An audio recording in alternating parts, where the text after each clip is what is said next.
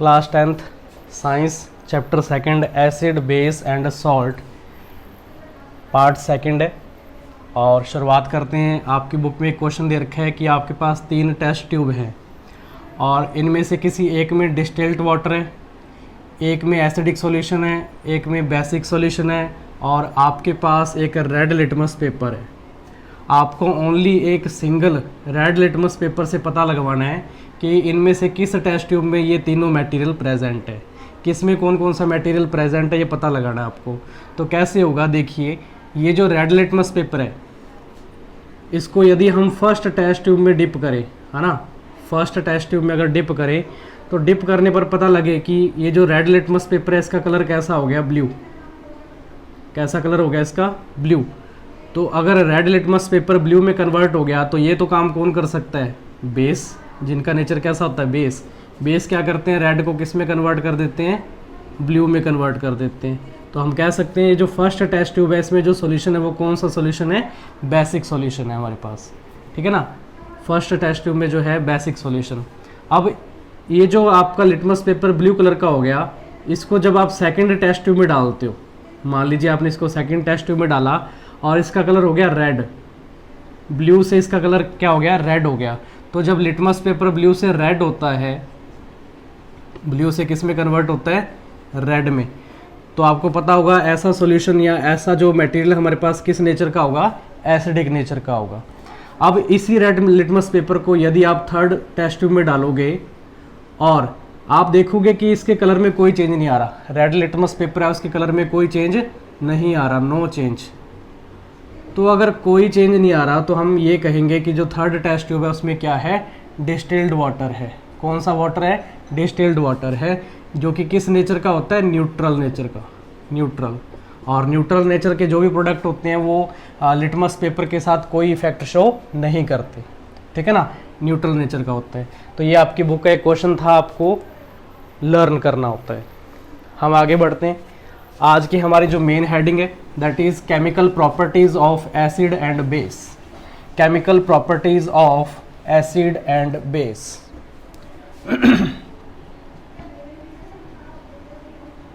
Chemical properties of acids and base. Acid और base की chemical properties के बारे में अभी हम रीड करेंगे। 2 टाइप की प्रॉपर्टीज़ होती है किसी भी मैटर की, या तो फिजिकल या केमिकल। फिजिकल का मतलब क्या होता है, उसकी बनावट कैसी है, बाहर से देखने पर वो कैसा दिखता है, कलर की बात कर सकते हो, शेप, साइज, हाइट की बात कर सकते हो। लेकिन जब केमिकल प्रॉपर्टीज़ की बात आती है तो हम यहाँ पे कहीं ना कहीं केमिकल्स की बात करते हैं। और केमिकल अपने आप में क्या होते हैं, फॉर्मूला वगैरह होते हैं ना, कंपाउंड जिसकी हम बात कर सकते हैं। तो यहाँ पर हम इसके बारे में डिस्कस करेंगे, ठीक है ना। तो आपके पास फर्स्ट जो इसमें कंडीशन रहेगी केमिकल प्रॉपर्टीज़ का पता लगाने के लिए, हम क्या करेंगे, इसमें हम रिएक्ट करवाएंगे मेटल को एसिड से। हमने क्या किया, ये जो एसिड है इसको रिएक्ट करवाया मेटल के साथ। एक कंडीशन लगा के देखिए, देखते हैं क्या होता है कि जब एसिड को मेटल के साथ रिएक्ट करवाते हैं। तो जब आप एसिड को मेटल से रिएक्ट करवाते हो तो क्या क्या प्रोडक्ट बनेंगे, एक तो सॉल्ट बनेगा और एक इसमें गैस रिलीज होगी mainly, that is hydrogen gas. कौन सी गैस रिलीज होती है, हाइड्रोजन गैस रिलीज होती है। अगर हम एग्जांपल की बात करें तो मान लीजिए जिंक एक मेटल है आपके पास, एसिड आपके पास है सल्फ्यूरिक एसिड, H2SO4 इसका फॉर्मूला होता है, ठीक है ना। मैं जिन एसिड्स के यहाँ पे एग्जांपल लिखता जाऊँगा इनको आप अलग से नोट करते रहना ताकि आपको एसिड और बेस के फॉर्मूला पता लग जाए। तो एसिड का एक हमारे पास एग्जांपल है H2SO4, इसको बोलते हैं सल्फ्यूरिक एसिड। जब इनको आपस में रिएक्ट करवाओगे तो सॉल्ट बनेगा आपके पास, दैट इज जिंक सल्फेट। क्या बनेगा, जिंक सल्फेट।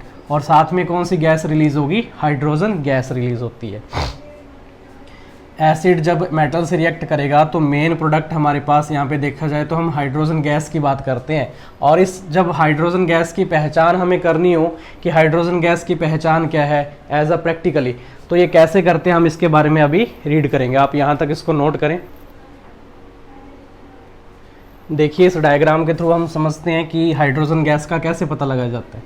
तो आपके पास एक टेस्ट ट्यूब है जिसमें आपने एक तो मैटर लिया, जिंक ग्रैन्यूल्स, जिंक जो है ना, जिंक के टुकड़े आपके पास, और एक इसमें सॉल्यूशन है H2SO4 यानी कि सल्फ्यूरिक एसिड।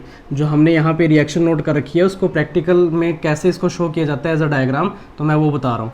टेस्ट ट्यूब में जब आपने इन दोनों प्रोडक्ट को लिया, H2SO4 और जिंक ग्रेन्यूल्स को, इनकी रिएक्शन से क्या होगा, एक गैस रिलीज होगी और वो गैस यहाँ से पास आउट होगी इस ट्यूब में से। इसको बोलते हैं डिलीवरी ट्यूब। क्या बोलते हैं इसको? डिलीवरी ट्यूब बोलते हैं। और ये गैस जब आगे पास होती है तो इस कंटेनर में आती है, और इस कंटेनर में एक सॉल्यूशन है, that is a shop solution. साबुन का इसमें घोल है, सॉल्यूशन है। और जब इसमें से गैस बाहर निकलेगी तो बबल्स बन जाते हैं। सॉप के क्या बन जाते हैं? बबल्स। Shop bubbles. और इन बबल्स में जो मेनली क्या है, गैस फिल हो जाती है। और जब इस बबल्स के पास आप बर्निंग कैंडल लेके जाओगे, है ना, बर्निंग कैंडल लेके जाओगे तो क्या होगा, ये जो बबल्स हैं ये पॉप साउंड के साथ प्रोड्यूस होते हैं। कौन सी साउंड प्रोड्यूस करते हैं? Pop sound. तो ये जो पॉप साउंड प्रोड्यूस हो रही है ना, यही पहचान है हाइड्रोजन गैस की। आपसे पूछा जाए हाइड्रोजन गैस की पहचान क्या है, तो आप बताओगे ये बर्न करती है कैसे? पॉप साउंड के साथ। हाइड्रोजन गैस कौन सी साउंड देती है? पॉप साउंड देती है। ये इसकी पहचान है। तो ये डायग्राम मोस्ट इंपॉर्टेंट है, एग्जाम में बार बार पूछा जाता है, इसको प्रैक्टिस करोगे आप, ठीक है ना। और यहीं पे कंसेप्ट ये सीखो, मैंने ये बोला कि जब आप एसिड को मेटल से रिएक्ट करवाते हो तो सॉल्ट और हाइड्रोजन गैस बनती है।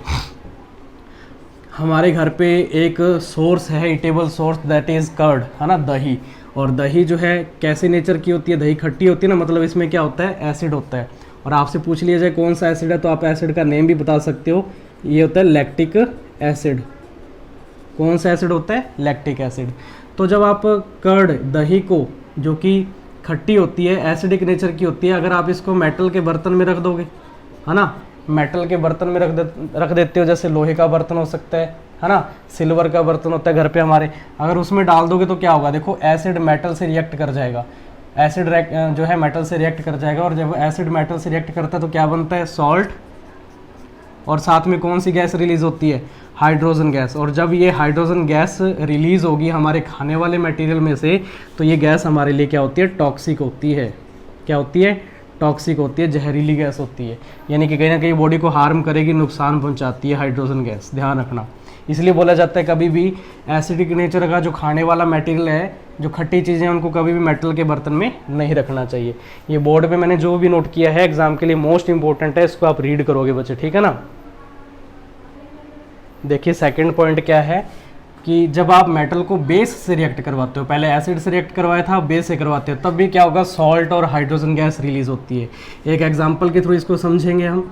मेटल हमारे पास है, जिंक मेटल है, और एक बेस का मैं एग्जांपल लिखने जा रहा हूँ, आगे से ध्यान रखना। ये बेस है, that is sodium hydroxide, NaOH, sodium hydroxide. जब आपस में रिएक्ट करेंगे तो सॉल्ट बनेगा, और सॉल्ट का फॉर्मूला यहाँ पे Na2ZNO2, इसको बोलते हैं सोडियम जिंकेट। क्या बोलते हैं इसको? सोडियम जिंकेट बोलते हैं। तो एक प्रोडक्ट बना आपके पास सॉल्ट, और साथ में गैस रिलीज होती है, कौन सी? Hydrogen gas. तो आपको ये प्रोडक्ट ध्यान रखना होता है, एग्जाम में पूछ लिया जाता है कि जिंक को जब सोडियम हाइड्रोक्साइड से रिएक्ट करवाते हो तो बनने वाला प्रोडक्ट कौन सा है? Sodium zincate. क्या बनेगा? सोडियम जिंकेट बनता है, ठीक है भाई, ये आपको ध्यान रखना होता है। अभी नेक्स्ट अगर हम आगे बढ़े इसमें, यहाँ तक नोट करें पहले। देखिए थर्ड कंडीशन क्या है कि जब आप मेटल कार्बोनेट को या मेटल हाइड्रोजन कार्बोनेट को एसिड या फिर बेस से रिएक्ट करवाते हो तो सॉल्ट, वाटर और कार्बन डाइऑक्साइड गैस इसमें रिलीज होती है।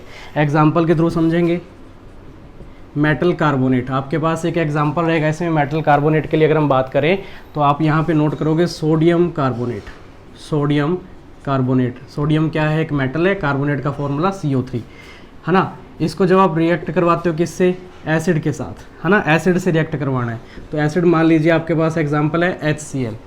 जब आप इसको HCl से रिएक्ट करवाओगे तो क्या होगा? यहाँ पे सॉल्ट बनेगा, और सॉल्ट की फॉर्म में मैं बता दूँ आपको सोडियम क्लोराइड, कॉमन सॉल्ट, है ना, जिसको नमक कहते हैं, ये फॉर्मूला बनेगा। और वाटर, और साथ में कौन सी गैस रिलीज होगी? कार्बन डाइऑक्साइड गैस रिलीज होती है, मेटल कार्बोनेट। ऐसे ही अगर आप मेटल हाइड्रोजन कार्बोनेट की बात करो तो अभी हम क्या करेंगे? मेटल हाइड्रोजन कार्बोनेट, ये मैंने मेटल हाइड्रोजन कार्बोनेट का फॉर्मूला लिख दिया। सोडियम बाइकार्बोनेट भी बोलते हैं इसको, और ये कॉमन वे में इसको हम बोलते हैं बेकिंग सोडा। ये किसका एग्जाम्पल है? बेकिंग सोडा का एग्जाम्पल है। तो इसको अगर आप एसिड से रिएक्ट करवाते हो, है ना, तब भी क्या होगा, सॉल्ट बनेगा, और यहाँ पे सॉल्ट फिर से क्या बनेगा, NaCl ही बनेगा, Na यहाँ से, Cl इधर से, ठीक है ना।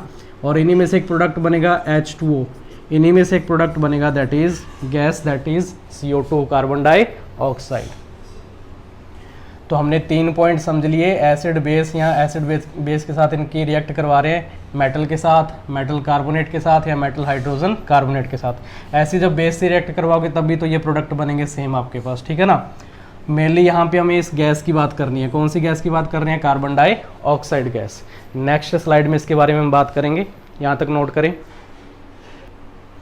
अभी मैंने बोला कि इस रिएक्शन में जो हमारे पास CO2 गैस है, इस CO2 गैस को जब रिएक्ट करवाते हैं अपने कैल्शियम हाइड्रोक्साइड के साथ, क्या ये नया फॉर्मूला आपके लिए? कैल्शियम हाइड्रोक्साइड क्या था, स्लैक लाइम जिसको बोलते हैं अपने, लाइम वाटर जिसको बोलते हैं अपने। तो इससे आपको ये गैस को रिएक्ट करवाना है, कार्बन डाइऑक्साइड गैस। तो एक तो आपके पास प्रोडक्ट क्या बनेगा, कैल्शियम कार्बोनेट, और साथ में वाटर मॉलिक्यूल इसमें बन जाते हैं, ठीक है ना, कैल्शियम कार्बोनेट और वाटर मॉलिक्यूल।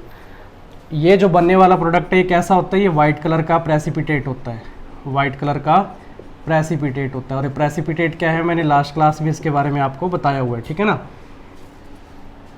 वाइट कलर का प्रेसिपिटेट बन जाता है। अभी इसी प्रोडक्ट को हम फिर से लेंगे, calcium carbonate with water molecule, calcium carbonate with water molecule, और इसमें फिर से CO2 गैस प्रोवाइड करवाएंगे।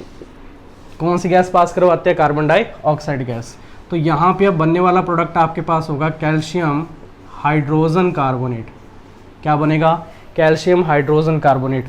ये जो बनने वाला प्रोडक्ट है ये सोल्यूबल होता है, सोल्यूबल किसमें, सोल्यूबल इन वाटर। ये वाटर में क्या होता है, सोल्यूबल होने वाला सब्सटेंस है। मिल्की कलर का जो प्रोडक्ट बनता है वो क्या है आपके पास, कैल्शियम कार्बोनेट होता है। तो ये एक इंपॉर्टेंट रिएक्शन है, एग्जाम में पूछा जाता है कि लाइम वाटर या स्लैक लाइम के साथ जब CO2 गैस को हम पास आउट करवाते हैं तो बनने वाला प्रेसिपिटेट किस कलर का होगा, तो वाइट कलर का, और इसका नाम क्या है, कैल्शियम कार्बोनेट। और यही वो कैल्शियम कार्बोनेट है जो कहाँ कहाँ यूज़ में आता है, मार्बल में, है ना। मार्बल का फॉर्मूला भी यही होता है, चौक वगैरह में भी यही यूज़ में आता है, ठीक है ना। और ये इसका जो है यूज़ रहता है कैल्शियम कार्बोनेट का मार्बल में और चौक वगैरह में, ये आपको ध्यान रखना होता है। अभी नेक्स्ट अगर हम बात करें तो एसिड को जब बेस से ही रिएक्ट करवाते हैं, एसिड किससे रिएक्ट करेगा, बेस से, तो बनने वाले प्रोडक्ट हैं सॉल्ट और water. Example HCl hydrochloric acid, और बेस हमारे पास एग्जाम्पल है सोडियम हाइड्रोक्साइड। क्या है, सोडियम हाइड्रोक्साइड। तो जब ये दोनों आपस में रिएक्ट करेंगे तो सॉल्ट बनेगा, और सॉल्ट यहाँ पे क्या बनता है, NaCl। ध्यान रखना, कभी गलत फहमी में मत रहना कि NaCl नमक को ही हम ये सॉल्ट कहते हैं। अरे केमिस्ट्री के अंदर सॉल्ट जो है वो कैसे बनते हैं, वो कोई भी एक एसिड हो सकता है और कोई एक बेस हो सकता है, दोनों के रिएक्शन से बनने वाला जो प्रोडक्ट होगा अपने आप में सॉल्ट ही होगा, और सारे के सारे सॉल्ट ये NaCl वाले नहीं बनेंगे, ध्यान रखना। अभी इससे पहले हमने जो बात की थी मेटल की, जब एसिड से रिएक्शन करवाई थी तो क्या हुआ था, सॉल्ट बना था ना। क्या वो खाने वाला नमक वाला सॉल्ट है, वो नहीं है।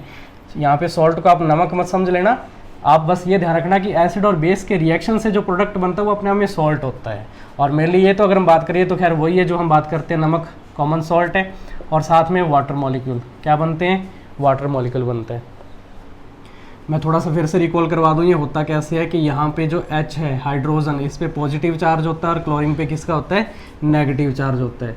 यहाँ पे क्या है, सोडियम पे पॉजिटिव चार्ज है, और OH पे किसका है, यानी कि हाइड्रोक्साइड पे किसका चार्ज है, नेगेटिव चार्ज है। तो पॉजिटिव जो है वो नेगेटिव से रिएक्ट करता है, पॉजिटिव नेगेटिव से रिएक्ट करता है। तो NaCl, ये रहा NaCl, और ये H2O, है ना। ये कॉमन सॉल्ट का एग्जाम्पल है, कॉमन सॉल्ट। एग्जाम में क्या पता है, MCQs में पूछ ले कि कॉमन सॉल्ट का एग्जाम्पल बताइए या फॉर्मूला बताइए, तो क्या बताओगे, NaCl।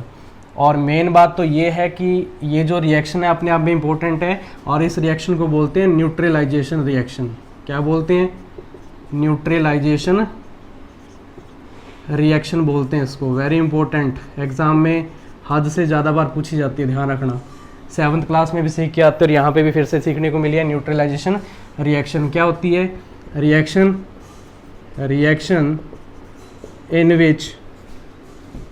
इन विच बोथ, दोनों, कौन दोनों, acid and base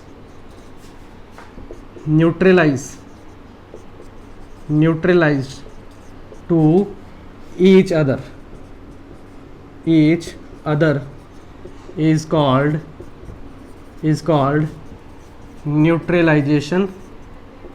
neutralisation reaction. ये डेफिनेशन एग्जाम के लिए इम्पोर्टेंट है और ये इसका एग्जाम्पल लिखा पड़ा है, इसको अच्छे से नोट करना, मोस्ट इंपॉर्टेंट है ये भी, ठीक है ना। जो बोला जाए मोस्ट इंपॉर्टेंट है वो तो आपको ध्यान में लाना ही चाहिए, उसको देखना चाहिए आपको, ठीक है ना। क्योंकि ये मेरा पिछले 4-5 साल का एक्सपीरियंस है, जो मैं मोस्ट इंपॉर्टेंट बताता हूँ एग्जाम में वो श्योर है आपको देखने को मिलते हैं, चाहे आपका हाफ ईयरली एग्जाम हो चाहे आपका फाइनल एग्जाम हो। अभी जो लास्ट टाइम रिकॉर्ड रहा, जो रिजल्ट रहा 10th क्लास का, वो बिल्कुल टॉप था हमारा साइंस का, ठीक है ना। और बिल्कुल ऐसे ही जो है आपका बैच जो निकलेगा, आप ऑनलाइन क्लास जो ले रहे हो, है ना, उनको बहुत बेनिफिट होगा अगर वो क्लास लेते हैं।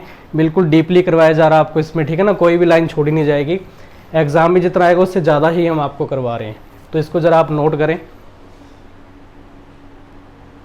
देखिए समझिए ज़रा इस रिएक्शन को कि एसिड को जब आप मेटल ऑक्साइड से रिएक्ट करवाओगे, एसिड को मेटल ऑक्साइड से जब रिएक्ट करवाते हो तो सॉल्ट बनता है और वाटर बनता है। एसिड, है ना, आपके पास एक एग्जांपल है एसिड का, that is hydrochloric acid. Metal oxide का आपके पास एग्जांपल है कॉपर ऑक्साइड, हम लिख लेंगे, मेटल कॉपर है, ऑक्साइड इसके साथ हमने ऐड कर दिया कॉपर ऑक्साइड। तो जब ये दोनों आपस में रिएक्ट करेंगे तो एक सॉल्ट बनेगा इसमें, दैट इज कॉपर क्लोराइड। क्या बनेगा? कॉपर क्लोराइड बनेगा, और साथ में वाटर मॉलिक्यूल बनते हैं। इस रिएक्शन में, इस रिएक्शन बेस पे आपसे एक क्वेश्चन पूछा जाता है, दैट इज मेटल ऑक्साइड। आपसे पूछा जाए कि जो मेटल ऑक्साइड है इसका नेचर कैसा है, एग्जाम में ये भी पूछा जाता है आपसे। तो जरा आप मेरे को क्या इस रिएक्शन को देख के बता सकते हो कि जो मेटल ऑक्साइड है इसका नेचर कैसा है? मेटल ऑक्साइड, तो आप जरा इधर देखो, एसिड को जब आपने बेस से रिएक्ट करवाया था तो क्या बना था? Salt and water. यहाँ पे भी क्या बन रहा है इस रिएक्शन में? Salt and water. प्रोडक्ट क्या बन रहे हैं? सेम बन रहे हैं। कब? जब एसिड को बेस से रिएक्ट करवाते हैं। अरे एसिड तो हमें चलो पता लग गया, ये जो एसिड है हमने हाइड्रोक्लोरिक एसिड ले लिया। बेस क्या यहाँ पे पता लगा आपको क्या है बेस? तो बेस ये है आपके पास मेटल ऑक्साइड। कॉपर ऑक्साइड यहाँ पे क्या है? मेटल ऑक्साइड अपने आप में, और मेटल ऑक्साइड का फिर नेचर कैसा होगा? बेस, है ना। एसिड की जगह पे तो हमने हाइड्रोक्लोरिक एसिड ले लिया, और बेस की जगह पे हमने क्या लिया? Metal oxide. तो मेटल ऑक्साइड का नेचर कैसा है? बेसिक नेचर है ये, बेसिक नेचर। एग्जाम के लिए मोस्ट इम्पोर्टेंट है कि मेटल ऑक्साइड का नेचर कैसा होता है, तो आप बताओगे बेसिक नेचर होता है, ठीक है। ऐसे ही आपको ये ध्यान रखना है, non metal oxide, non metal oxide को जब आप किस से रिएक्ट करवाते हो? बेस से रिएक्ट करवाते हो, तो यहाँ पे प्रोडक्ट बनेगा सॉल्ट एंड वाटर। क्या बनेगा? सॉल्ट एंड वाटर बनता है, ठीक है ना। अगर अपने एग्जाम्पल की बात करें, नॉन मेटल, हमारे पास एक नॉन मेटल का एग्जाम्पल है कार्बन, और ऑक्साइड हम पूरा लिखेंगे तो लिखेंगे इसको कार्बन डाइऑक्साइड। ये नॉन मेटल ऑक्साइड का एग्जांपल है।